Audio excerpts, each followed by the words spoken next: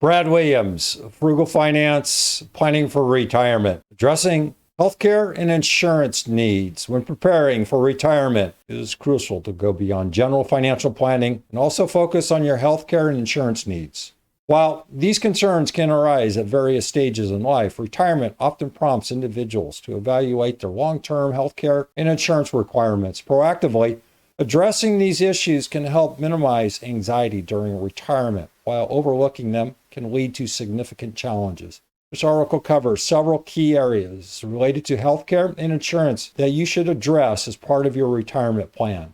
Risk management, life insurance, pension maximization, Medicare, Medigap insurance, private health insurance, long-term care insurance, accelerated death benefits. Risk management. As mentioned earlier, risk management is fundamental in determining insurance needs. This remains especially important during retirement.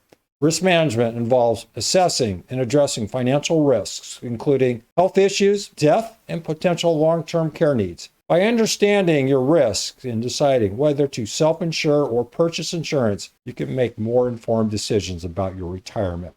The risk management process typically includes identifying and quantifying potential risks, evaluating your ability to self-insure or transfer them, implementing solutions to manage those risks effectively. In this section, we'll focus on life, health, and long-term care insurance as part of risk management. Data gathering and analysis to assess your risk management needs. It is essential to gather detailed information about your finances and health status. Assets, understand what you own, how it's structured, tax implications, and liquidity. Liabilities, know the amounts in terms of any debts. Cash flow, evaluate your income sources, expenses, and their vulnerability to inflation and investment risk. Insurance, assess the coverage you will have during retirement, including life and health insurance. Estate planning, ensure your estate plan is updated to address possible incapacity and death. Health, understand your and your spouse's health status, including whether you're insurable. Special needs, consider whether you have dependents or other needs that require specific planning. Estate conservation, determine if you want to leave assets for future generations. Identifying risk. Once you've gathered the necessary information, the next step is to identify potential risks. It's crucial to evaluate survivor cash flow. What financial resources would your spouse have if you passed away? Are these amounts sufficient to maintain their lifestyle, factoring in inflation? Long-term care needs. How could your finances handle the cost of extended medical care or a stay in a nursing home? Retain risks or insurance. Some risks, such as death of a spouse or major health expenses, cannot be fully retained through self-insurance unless you have substantial assets. For many retirees, insurance becomes necessary to bridge any financial gaps, especially for significant expenses like medical care or long-term care. You might choose to retain smaller risks, such as higher deductibles for minor health issues, while purchasing coverage for more substantial concerns. Life insurance during retirement. Life insurance continues to play an important role in financial and estate planning during retirement. It can provide essential income for a surviving spouse, serve as a tax-deferred asset, or even be converted into an annuity to supplement income. Determining life insurance needs. To evaluate how much life insurance you might need. Calculate your spouse's potential financial situation if you were to pass away.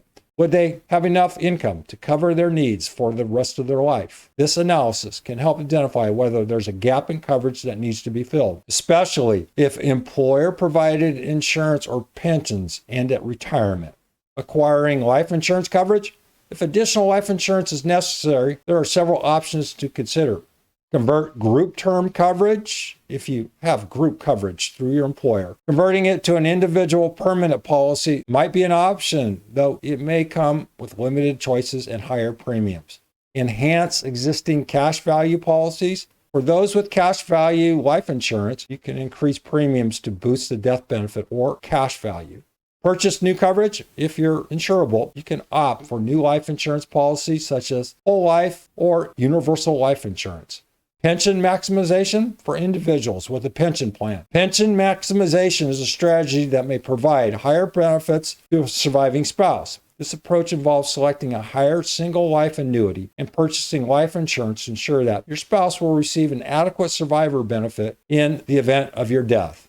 When considering pension maximization, it's important to evaluate adequate insurance. Ensure the life insurance you purchase is sufficient to cover the survivor benefit.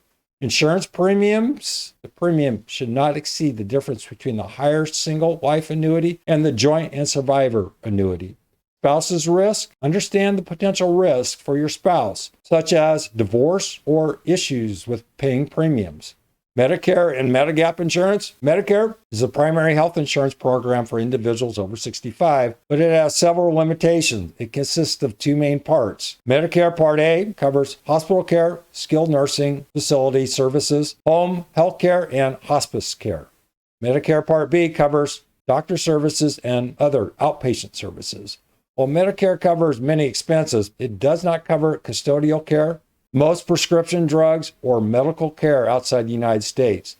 To fill these gaps, you can purchase Medigap insurance, which helps out-of-pocket costs like deductibles, coinsurance, and copayments. Medigap plans are offered by private insurance companies, and choosing the right plan can ensure you're adequately covered during retirement. Medicare Part B, covered services and associated costs. Medicare Part B is designed to cover a variety of medical services and supplies necessary to treat specific health conditions. These benefits are provided under the standard Medicare insurance, which includes services such as physician consultations, medical and surgical procedures, therapy, diagnostic tests, durable medical equipment, and mental health services. Covered services and cost, medical expenses. Medicare typically covers 80% of approved charges for services like inpatient and outpatient care, physical and speech therapy, diagnostic tests, and durable medical equipment. The individual is responsible for the remaining 20%, as well as, and this annual deductible is now up to $570. Clinical laboratory services. This includes blood tests, biopsy, and urinalysis. Medicare pays for 100% of the approved charges for these services. Home health care. Medicare provides coverage for medically necessary home health care, such as skilled nursing care and medical supplies. Coverage is 100% for approved services, though the patient must pay a 20% coinsurance for durable medical equipment. Outpatient hospital treatment. For medically necessary outpatient services, Medicare pays 80% of approved charges after the deductible is met. The beneficiary is responsible for the remaining 20% of the cost. Blood services. Medicare covers 80% of the charges for blood transfusions once the beneficiary has paid the deductible. The first 3 pints of blood are covered in full, but the patient must pay 20% of the charges for additional pints. Medicare's coverage ensures a significant reduction in out-of-pocket costs, but patients should be aware of their responsibilities regarding deductibles and coinsurance. Medigap, standardized supplemental insurance plans. Medicare does not cover all healthcare costs, which is why many individuals turn to Medigap policies. These policies are designed to fill the gap in Medicare coverage, and due to federal regulations, they have been standardized. There are 10 distinct Medigap plans, each offering a combination of coverage options. Medigap plans are identified by letters A through J, with each plan offering a distinct set of benefits. The standardized plans, Plan A, core benefits. All Medigap plans must offer the basic core benefits, which include coverage for coinsurance for Part A hospital stays, coverage for 365 extra days of inpatient hospital care, coverage for the first 3 pints of blood each year, and 20% coinsurance for Part B services after the deductible. Plan B through J, these plans provide the core benefits along with additional coverage. Some common additional benefits include Part B covers the Part A deductible. Plan C covers the Part B deductible and includes foreign travel emergency benefits. Plan F offers the most comprehensive coverage, including coverage for all Part B excess charges.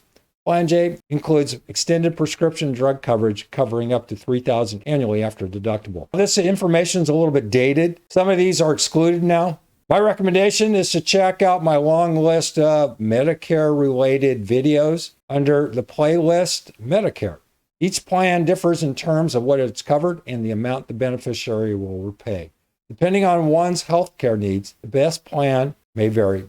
Choosing the right Medigap plan. When shopping for Medigap insurance, there are 3 primary factors to consider. the plan itself, it's important to assess the benefits each plan offers and select one that aligns with your healthcare needs. Some may prefer basic coverage, while others may need more extensive coverage, such as prescription drugs or foreign medical care. Service, quality of service offered by an insurance company can significantly affect your experience with Medigap coverage. Look for insurers with strong customer service ratings, efficient claims handling, and clear communication. Price? After narrowing down the available plans, comparing the cost of the same plan from different insurers is essential. While price is a key factor, be sure to consider the value offered in terms of coverage and service.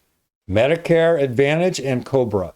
In some cases, individuals may be able to extend their health care coverage after retirement through their employer's insurance plan. If the employer provides post-retirement coverage, Medicare becomes the primary insurer and the employer's plan serves as a secondary coverage. In this scenario, Medigap insurance might not be necessary. However, if post-retirement coverage isn't available, Medicare Part A and B may be supplemented with a Medigap policy.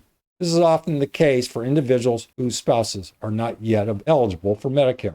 COBRA coverage. The Consolidated Omnibus Budget Reconciliation Act, COBRA, provides an option to continue group health coverage after retirement or other qualifying events. While COBRA coverage may help bridge the gap, it often doesn't last long enough for those who retire before reaching Medicare age. In such cases, individuals may need to find alternative coverage for their spouse, such as purchasing an individual health policy until the spouse becomes eligible for Medicare at age 65. For individuals in this situation, it is wise to work with a health insurance agent to compare available options. Comment if you have any questions as it relates to long-term care, retirement planning, and the costs related to retirement. Brad Williams, Frugal Finance. Thanks for watching. Hope that helps. See you soon.